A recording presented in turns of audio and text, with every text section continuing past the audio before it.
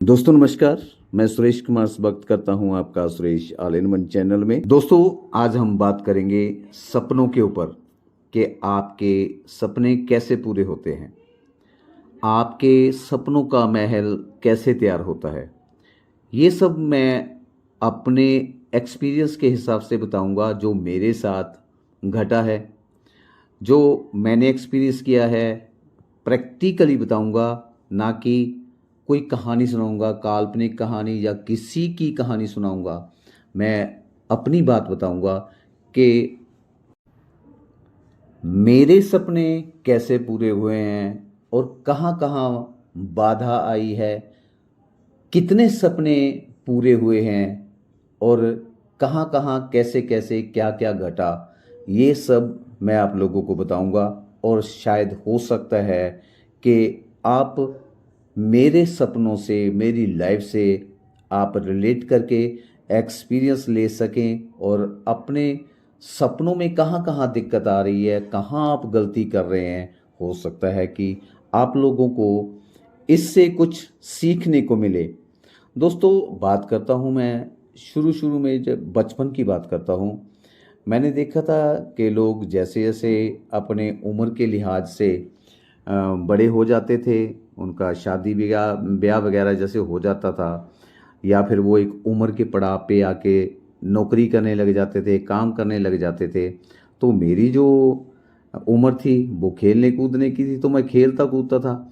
तो मुझे ये लगता था कि रोज़ लोग काम पे जाते हैं, रोज़ उनको काम पे जाना पड़ता है, तो ये मेरी फितरत में तो है ही नहीं, मैं तो कर ही नहीं सकता ये सब, कि मुझे तो खेलने कूदने की आदत है। वो मेरा बचपने का दिमाग था।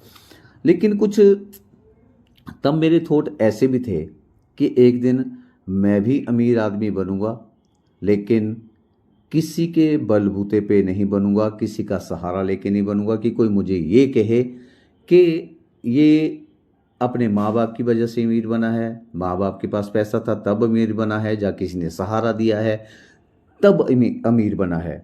तो ये मेरे थॉट शुरू से ऐसे ही चलते रहते कि अपने बलबूते पे करूँगा जो भी करूँगा। तो दोस्तों जो हम सोचते हैं, जिस प्रकार से हम सोचते हैं अपने बारे में, अपनी लाइफ को गढ़ना चाहते हैं, ये लाइफ उसी हिसाब से चलती है। आपकी कार्यशैली भी वैसी ही हो जाती है। ये आप कभी भी प्रैक्टिकल करके देख लेना। तो दोस्तों अब बात करते हैं सपनों की। जब बात ये आई कि रोज काम करना पड़ेगा, तो जैसे जैसे मैं बड़ा होता गया, पढ़ाई लिखाई में तो मैं था ही डल। सीधी सी बात बता दूं कि मैं पढ़ाई लिखाई में कोई ज़्यादा एक्सपर्ट नहीं था, मतलब ज़्यादा कोई, जैसे कहते हैं ना कि बहुत अच्छे नंबरों से पास होता था, वो तो धक्के से ही पास हो जाया करता था। तो यही बात दिमाग में रहती थी कि कैसे कैसे मैं अपनी लाइफ को, अपने फ्यूचर को बना सकता हूँ। तो दोस्तों कुल मिला के ये हुआ कि मैंने पढ़ाई छोड़ी। मिडिल क्लास से ही मैं पढ़ाई छोड़ दी थी मैंने। उसके बाद अपने काम काज में लग गया, काम सीखने लग गया। काम सीखते सीखते फिर भी दिमाग में यही बात रही कि आज़ादी कब मिलेगी, कि मेरे पास खुला पैसा हो, मैं गाड़ियों में घूमूं, जहाँ मुझे बार बार पैसा कमाने की जरूरत ना पड़े। तो यही मेरी सोच थी ना। तो परमात्मा ने मेरे लिए प्लेटफार्म, हम जो सोचते हैं परमात्मा आपके लिए प्लेटफार्म तैयार कर देता है। वो प्लेटफार्म तो तैयार कर देता है, लेकिन आप उस तक कब पहुंचते हैं ये आपके ऊपर डिपेंड करता है। अब दोस्तों इसी दरमियान मेरा जो, हमारे गांव से 4 किलोमीटर वहाँ पे मेरा काम था, तो वहाँ पे एक पंडित जी आए। वो मुझे, उन्होंने बोला कि आप एक डॉक्टर हैं, उनके पास आपने जाना है, वहाँ पे जाके सिर्फ आपने बैठना है, वो जो जो आपको बताएंगे वो आपने सुनना है, सिर्फ हाँ जी करना है। और आपकी समझ में आए तो ठीक, नहीं समझ में आए तो भी कोई बात नहीं, आप आ जाना। तो दोस्तों मैं उसके स्कूटर के ऊपर बैठा चला गया, और वहाँ पे डॉक्टर एक कुर्सी मेज़ लेके बाहर दुकान के बैठा था। उसने जी एक पेज उठाया, उठा के उसने अपना कागज़ के ऊपर प्लान दिखाना शुरू कर दिया। दोस्तों सच मानिए, उसने जब प्लान दिखाया, इधर जो मुझे लेके गया था वहाँ पे, उसने तो कहा था कि बस हाँ हाँ करते रहना, बाकी मानना कुछ नहीं है। तो दोस्तों प्लान ने तो बजा दी मेरे दिमाग की घंटी कि ये प्लान तो बहुत बढ़िया है, कि इससे जो मैं सोच रहा हूँ वो हो सकता है। लेकिन रुकावट कहाँ आई? क्योंकि उस बंदे ने बोल दिया कि इसको आपने सीरियसली नहीं लेना है। दोस्तों यहीं पे मिस्टेक होती है कि जो हमारा मैसेंजर है ना, जो हमें वहाँ पे लेके गया, जिसने मैसेज दिया, वो ही पहले पूरा कॉन्फिडेंट नहीं था, उसी को विश्वास नहीं था, इसलिए उसने मेरे को भी वैसा ही बोला।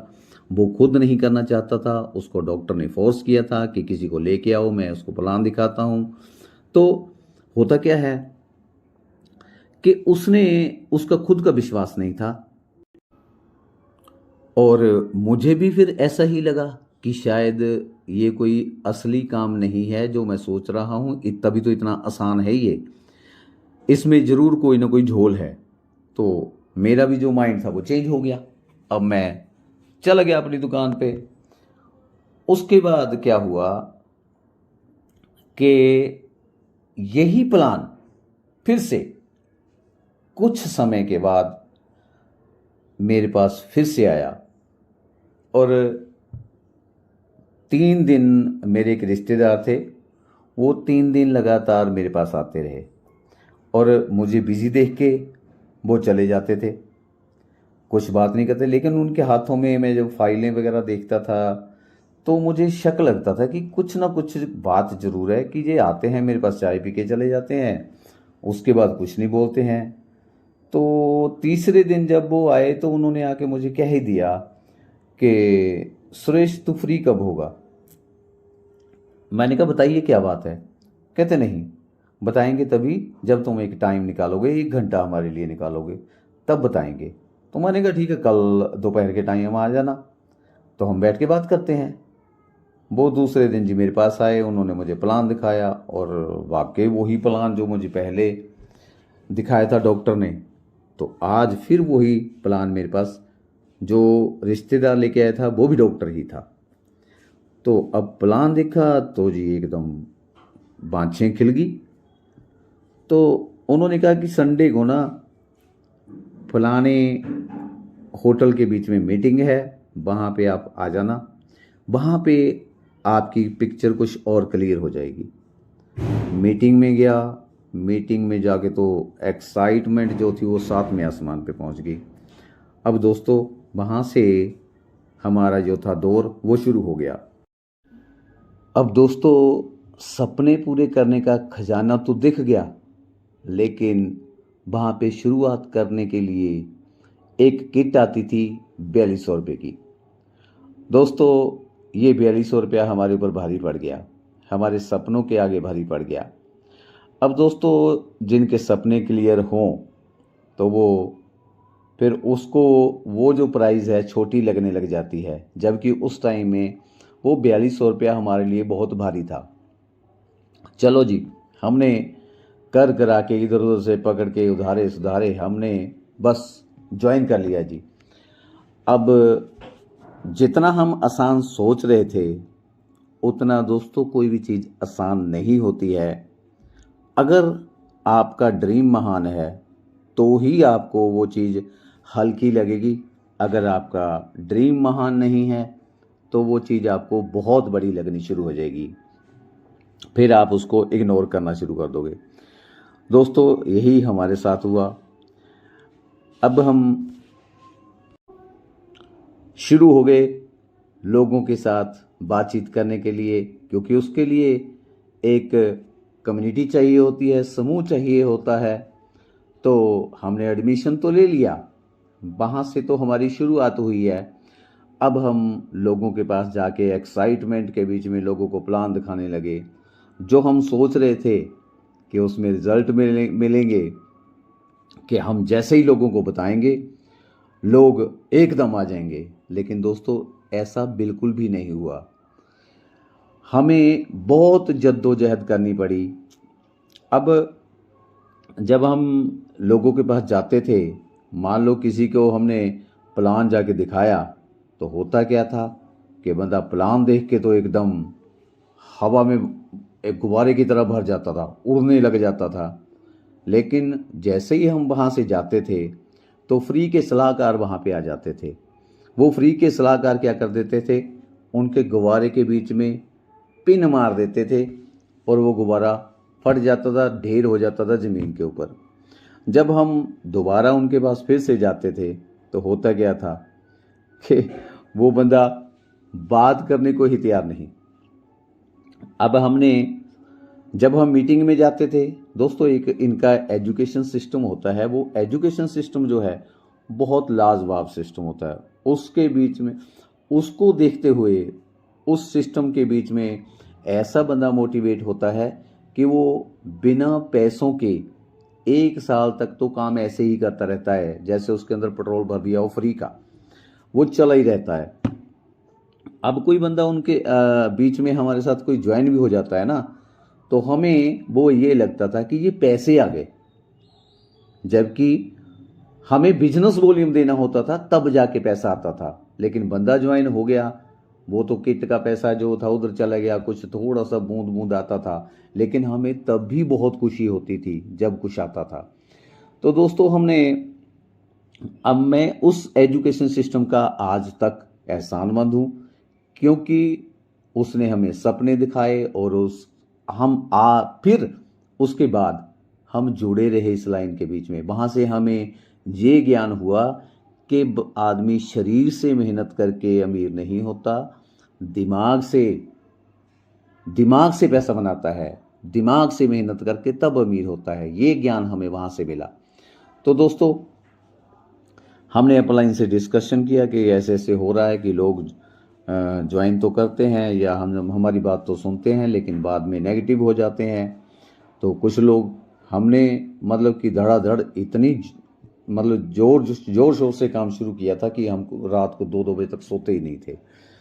अब दोस्तों, उस वक्त हम जो प्लान दिखाते थे वो कॉपी पेन के साथ दिखाते थे, क्योंकि मोबाइल तो थे ही नहीं।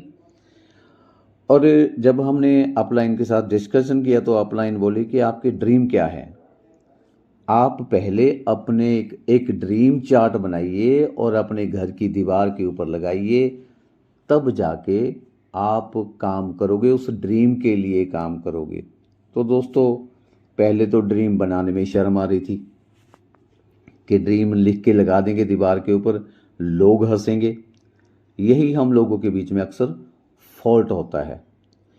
दरअसल जो आप सोचते हैं, जो आप चाहते हैं, वो हमारी आवाज़ परमात्मा तक पहुंचती है, लेकिन हम शर्मा जाते हैं या डर जाते हैं, लोगों की बातों से डर जाते हैं। यहीं पे हम गलती करते हैं। जो आपको चाहिए उसको निसंकोच लिख डालिए। अब हमने भी संकोच के साथ लिख के, क्योंकि अपलाइन कह रही थी, वहाँ पे हमें सिखाया जाता है कि जो अपलाइन बोलती है वो करिए। दोस्तों, ये मेरी स्टोरी थोड़ी लंबी हो जाएगी, लेकिन आपके लिए बहुत अच्छी रहेगी, मतलब फ़ायदेमंद रहेगी, मेरा कहने का मतलब। तो इसको सुनिएगा ज़रूर।